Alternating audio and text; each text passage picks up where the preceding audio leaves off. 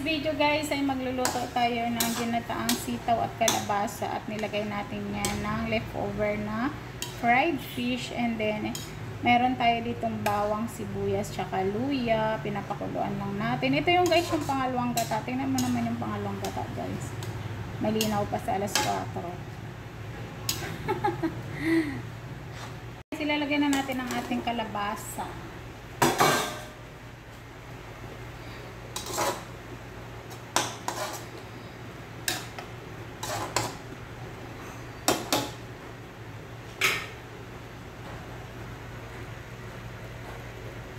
So, ayan guys, ilalagay na rin natin ang ating sitaw.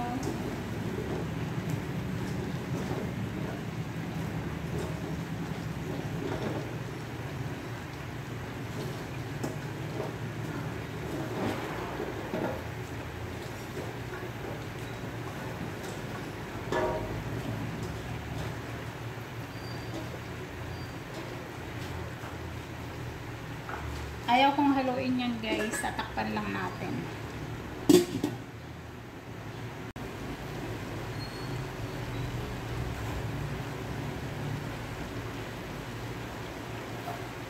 Pwede na nating haluin.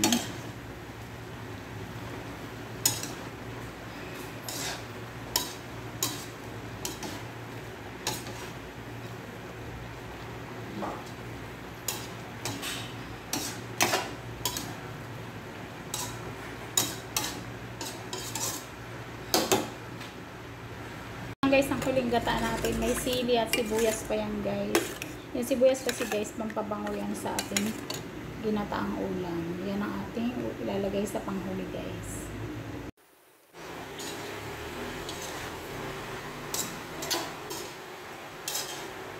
Ayan guys, at pwede na natin ilagay ang ating huling gata guys.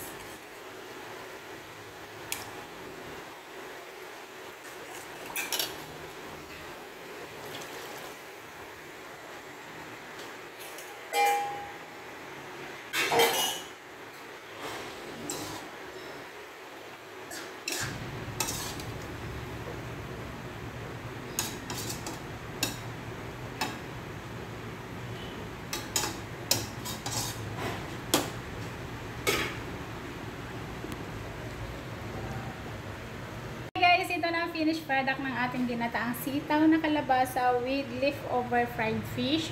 And then nilagyan lang natin ng luya, sibuyas, bawang, and then sa huling gata guys, na yung pinakalas na talaga, naglagay tayo ng sili at sibuyas ulit. Kaya ayan, yung sibuyas kasi guys, pampabango yan sa ginataang gulay, kaya lagi akong meron niya sa last na ilalagay kong gata guys. Kaya ayan naman guys, napaka-yummy ng gulay natin. Thank you for watching guys. Enjoy lunch everyone. Bye-bye.